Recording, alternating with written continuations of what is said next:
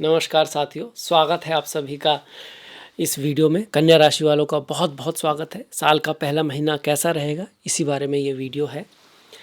प्रयास हमेशा 100% होना चाहिए। भक्ति हो तो पूरी श्रद्धा से हो, और जब काम हो तो वो भी पूरी हिम्मत से, लगन से, प्लानिंग से हो, तभी रिजल्ट आते हैं। आधी अधूरी भक्ति से ईश्वर प्रसन्न नहीं होते, उसी तरह आधे अधूरे प्रयासों से कोई लक्ष्य हमें हासिल नहीं होता।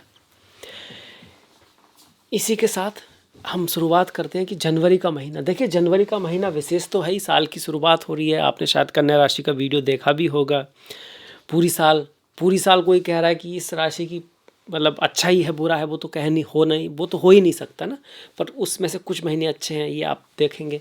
पर जनवरी की बात करें तो जनवरी बहुत सारे ग्रहों का एक ही भाव में आना, वो भी काल पुरुष की भाग्य की राशि में आना, लगभग सबके लिए बेटर सा ही है, अच्छा सा ही है। बस इतना अंतर है, किसी के दसम में आया तो करियर की बात है, और आपके लिए ये जो चौथा भाव है, इसमें 1 2 3 4 ग्रह हैं, बुध, शुक्र, सूर्य, मंगल। लगभग आधे महीने तक यहाँ पर ये ग्रह रहने वाले हैं। 4th हाउस में, धनु राशि में, कन्या के लिए।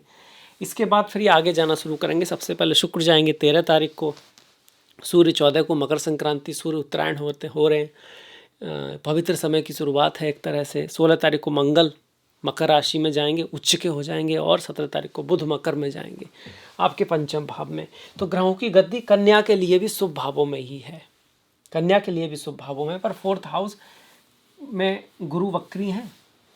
इन 4 ग्रहों को छोड़ दें तो 4th हाउस में मिथुन राशि में गुरु वक्री, शनि जो है वो आपके सप्तम में चल रहे हैं, और राहु 6ठे भाव में, और केतु 12वें भाव में। गुरु चूंकि वक्री हैं तो हमको क्या करना है, थोड़ा सा चीज़ों में संभल के तो चलना है करियर की, क्योंकि 10th भाव में ही है। पोस्ट, पोजीशन, फेम, नेम, कहीं कुछ साइन करते वक्त, कुछ बोलते वक्त दुनिया में, गवर्नमेंट के साथ, वहाँ थोड़ा केयर तो जरूर रखनी है। पर 4थे भाव में बैठे हुए सारे ग्रह इस 10th भाव को देखते हैं, तो पद, प्रतिष्ठा, प्रमोशन के हिसाब से जनवरी का पहला 15 दिन बहुत इंपॉर्टेंट है। वहाँ कुछ हो सकता है, अगर कुछ ऐसा होने वाला है, किसी चीज़ का रिजल्ट आने वाला है, तो पॉजिटिव आ सकता है, क्योंकि इन सब की दृष्टि यहाँ पर बैठे यहाँ पर हैं। तो ये भाव किसका है? घर, माता, मदरलैंड, जमीन, भूमि, इन सब का भी है, घर की शांति का भी है। अब यहाँ पर बुध, शुक्र, सूर्य, मंगल 2 ग्रह लक्ष्मी नारायण योग में हैं, और ये थोड़ा अंगारक योग टाइप बनता है, थोड़ा गुस्से वाला, क्रोध वाला योग भी बनता है। यही भाव, यही ग्रह अगर यहाँ होते तो यहाँ पर गर्म ग्रह अच्छे होते, पर यहाँ पर उतने अच्छे नहीं होते, क्योंकि 4th भाव माता का है, दिल का है, दिल की शांति का है, ये आपको पब्लिक सपोर्ट का भी है। पर जब यहाँ पे मंगल और सूर्य आते हैं, थोड़ा बहुत आप कहोगे कि गुस्सा, क्रोध, छोटी छोटी बात पे थोड़ा सा एंसियस हो जाना, ये सारी चीज़ें देखी जा सकती हैं। तो उसका हमको ख्याल रखना है पहले 15 दिन। इसके अलावा अगर सिर्फ सूर्य की बात करें तो सूर्य 12वें भाव के स्वामी, 4थे में है। आपको आपकी माता के ऊपर कुछ खर्च करना पड़ सकता है, यात्रा, ट्रैवल हो सकती है। वही शुक्र की अगर बात की जाए तो शुक्र आपके योग कारक ग्रह हैं, एक तरह के बहुत बढ़िया ग्रह हैं। द्वितीय भाव का स्वामी 4थे भाव में जा रहा है, अपने से तृतीय जा रहा है, तो प्रयास और हार्डवर्क के बाद पर घर जमीन से संबंधित कोई इवेंट आपके लिए पॉजिटिव जाएगा। ऐसे में आपको गाड़ी खरीदनी है, घर खरीदनी है, तो जहाँ तक गोचर की बात है, खरीद लेना अच्छा रहेगा आपके लिए, वो लकी होने वाला है, या ऐसी पॉसिबिलिटी बन सकती है। यही शुक्र आपके भाग्य के भी स्वामी, तो भाग्य भी किसके थ्रू आ रहा है? जमीन, घर, माता, मदरलैंड। तो कुछ लोग हो सकता है अपने मदरलैंड, माता की तरफ जाएं, उधर ट्रैवल करें, या उससे संबंधित, ज़मीन संबंधित कोई काम हो, उसमें आपको सफलता मिले। होटल, घर, ज़मीन, इन सारी चीज़ों को शुक्र फिर होटल का भी कॉन्सेप्ट ले आते हैं, घर से काम करते हैं आप, तो उसमें कोई वृद्धि हो सकती है। वही मंगल तो देखिए थोड़ा सा ध्यान रखना होगा। मंगल की वजह से ही मैंने कहा कि घर में थोड़ा शांति बना के रखना है, लड़ाई झगड़े से थोड़ा बचना है, और कोई काम अगर है भी ज़मीन से संबंधित होने वाला है तो उसको अब एकदम ये ना लें कि भाई डॉक्यूमेंट ही चेक ना करें, या भरोसा करके ले लें, या किसी चीज़ को पूरा पता करे बिना ही उसमें घुस जाएं, ज़मीन आदि से संबंधित चीज़ें, उसमें हमको ध्यान रखना है, क्योंकि मंगल यहाँ आपकी योग कारक ग्रह नहीं है। बाकी ग्रह अच्छे हैं, बुध तो है ही, बुध तो आप ही के राशि के स्वामी हैं, तो बुध का चतुर्थ में जाना भी यही दिखाता है कि करियर, जॉब के हिसाब से भी अच्छा, घर गाड़ी के हिसाब से भी अच्छा। 7th भाव, बिजनेस की बात करें तो बिजनेस में शनि चल रहे हैं। शनि को बिजनेस के भाव में अच्छा माना गया है। कारण क्या है कि 7th भाव में इस शनि को दिग्बल मिलता है, थोड़ी ड्राइनेस तो लाता है, पार्टनरशिप में, बिजनेस में पार्टनर किसी के साथ हम काम करते हैं, ड्राइनेस तो आती है, मेहनत, एफर्ट, हार्डवर्क भी मिलता है, ऐसा भी लगता है उधर से रेस्पॉन्स वैसा नहीं मिल रहा जैसा मेरी तरफ से कोशिशें हो रही हैं, चीज़ें लेट भी हो रही हैं, डिले भी हो रही हैं, पर अल्टीमेटली चीज़ें जो हैं आपको पता है कि आपको कहाँ ले जानी है, किस तरफ जाना है, क्या करने से क्या हो सकता है, और धीरे धीरे चीज़ें उस तरफ जाती हैं इस शनि की वजह से। तो शनि अच्छे उसमें है, सपोर्ट में है। गुरु का थोड़ा सा ख्याल रखना है, क्योंकि गुरु ही आपके सप्तम भाव के और फोर्थ हाउस के स्वामी है। तो घर से संबंधित इवेंट फिर से हो सकते हैं, घर जमीन आदि से संबंधित इवेंट रिपीट हो सकते हैं। पार्टनरशिप में भी पुराने पार्टनर, पुराने दोस्त, पुराने फ्रेंड आदि से आपकी मुलाकात हो सकती है। मैरिज लाइफ के मामले में रेस्पॉन्सिबल होना पड़ेगा, आपको काम ज़्यादा करना पड़ सकता है। हो सकता है स्पाउस के से आपकी थोड़ी बहुत दूरी भी रहे, फिजिकल दूरी होने की संभावना है, पर आपको कह सकते हैं कि फिजिकल दूरी रहे, पर जिसको बोलते हैं मेंटली एक दूसरे को समझने में हेल्प होगी कहीं ना कहीं। और अगर आप गिविंग रहेंगे तो आपका पार्टनर भी आपके लिए कुछ करेगा, वो भी गिविंग रहेगा। शनि एकदम ख़राब नहीं है मैरिज लाइफ के लिए यहाँ पे। वही बात आ गई एजुकेशन की। एजुकेशन का जो स्वामी है अपने से 1 2 3 में जा रहा है, और त्रिकोण का स्वामी केंद्र में जा रहा है, तो पढ़ाई लिखाई के मामले में, प्रेम प्यार के मामले में पॉजिटिव ही है ये महीना, अच्छा महीना दिखा रहा है। अब ये तो पहला हाफ हुआ। दूसरे हाफ में क्या होता है कि कुछ ग्रह गति करेंगे, जैसे कि शुक्रवार जो है उसका स्वामी शुक्रदेव है, शुक्र ग्रह है। इस पृथ्वी लोक पर जो नियम चलते हैं घर खरीदने के लिए, गाड़ी खरीदने के लिए, धन कमाने के लिए, वो शुक्र ग्रह ज़्यादा गवर्न करते हैं। और जो इस दुनिया से बाहर स्पिरिचुअलिटी, अध्यात्म, परलोक, सत्कर्म, जिनका रोल बाहर ज़्यादा है, वो गुरुदेव ज़्यादा है, आप कहोगे कंट्रोल करते हैं। तो 13 तारीख को शुक्र जो है वो पंचम में आ जाएंगे। शुक्र पंचम में प्रेम प्यार के लिए बहुत अच्छे, एजुकेशन के लिए बहुत अच्छे, स्टॉक मार्केट आदि के लिए बहुत अच्छे, और चौथे भाव में घर जमीन आदि से संबंधित चीज़ें, और पंचम भाव में गवर्नमेंट आदि से संबंधित, परफॉर्मेंस आदि से संबंधित चीज़ों के लिए ज़्यादा पॉजिटिव यहाँ पर दिखाई देता है। 14 तारीख को सूर्य भी यहाँ आ जाएंगे। सूर्य का ना तो चौथे में बहुत अच्छा माना गया, ना तो पंचम में बहुत अच्छा माना गया। इसके इन केस की वो थोड़ा ऑथोरिटी वाला ग्रह है, ईगो वाला ग्रह है, गुस्से वाला ग्रह है। और ये दोनों भाव, ये ज्ञान का है, ये प्रेम का है, ये माता का है, ये आपके पुत्र का है। तो इन चीज़ों में थोड़ा गुस्सा वगैरह की इतनी इंपॉर्टेंस है नहीं इस वजह से। पर इसकी पॉजिटिविटी ये है कि आपके पास एनर्जी, ऊर्जा काफ़ी रहती है, और आप थोड़ा गुस्सा, क्रोध आदि को साइड में रख के सही चीज़ों पर फोकस करेंगे तो आपको सफलता मिलेगी। क्योंकि सूर्य राजा हैं तो उनको थोड़ा स्ट्रिक्ट होना पड़ता है, पर कुछ रिश्तों में स्ट्रिक्टनेस से ज़्यादा हमको आप कह सकते हो कि थोड़ा समझदारी से काम लेना होता है। तो सूर्य राजा के तौर पे तो अच्छे हैं, 10वें भाव में आए, पर जब चौथे में जाएंगे तो वहाँ तो माता है, माता के सामने थोड़ी ना राजा बनना होता है हमको। और पंचम में आएंगे तो वहाँ प्रेमी है, प्रेमिका है, पुत्र है, तो वहाँ भी थोड़ा सा डिफरेंट एटीट्यूड से काम करेंगे। तो ये सूर्य भी आपको अच्छा रिजल्ट देंगे। थोड़ा बहुत स्वास्थ्य का भी ध्यान रखना होगा। बुध की बात करें तो बुध का चौथे में गोचर भी बहुत अच्छा, घर, गाड़ी, भूमि, वाहन, बंगला, पब्लिक सपोर्ट आदि को दिखाता है।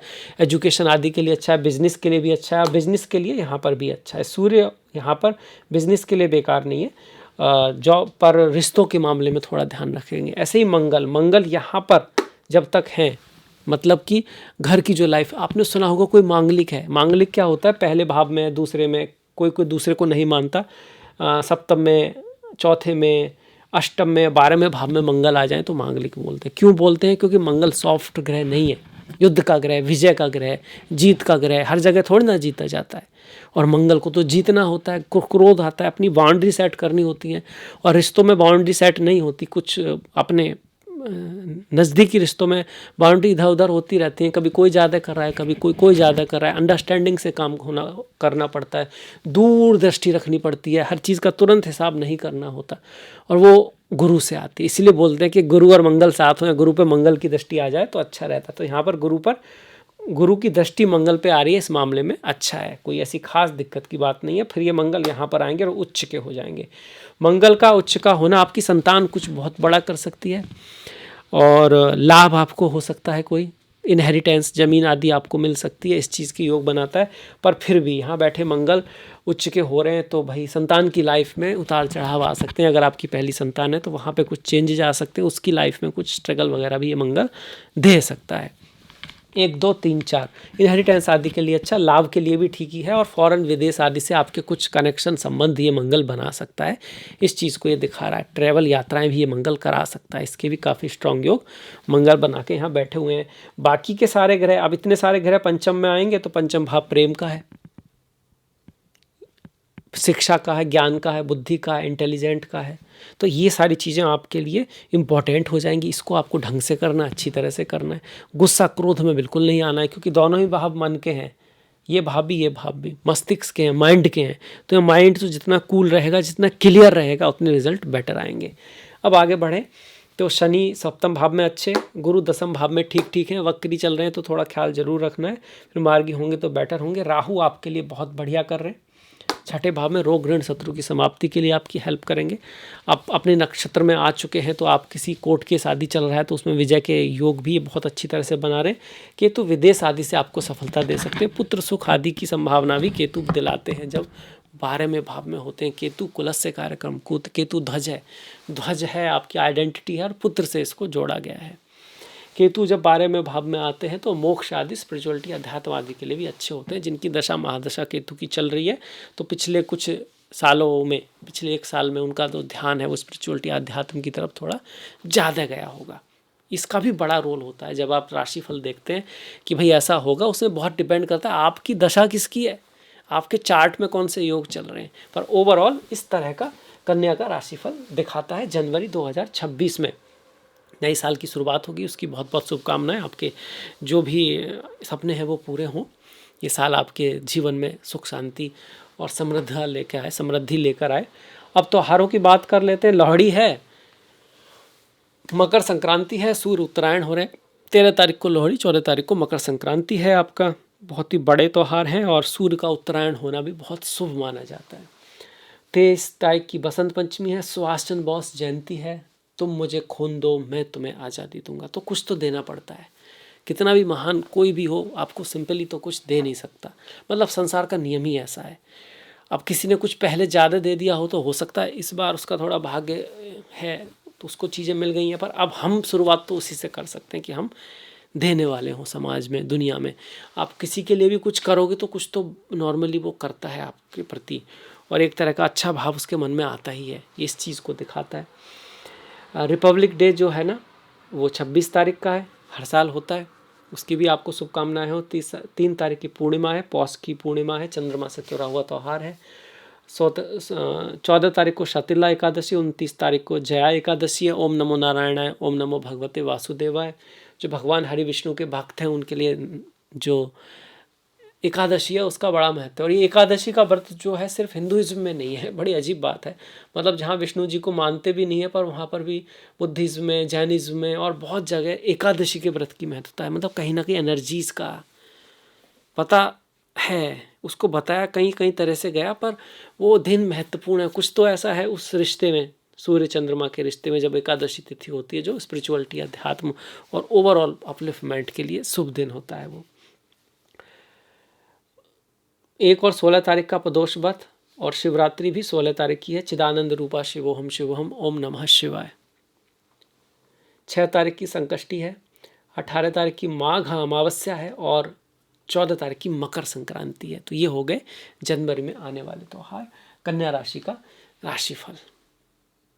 कैसा आपको लगा बताइएगा। अगर कोई आपका सुझाव है उसको ज़रूर दीजिएगा। आपने अब तक देखा इसके लिए आपका बहुत बहुत दिल से धन्यवाद। नमस्कार।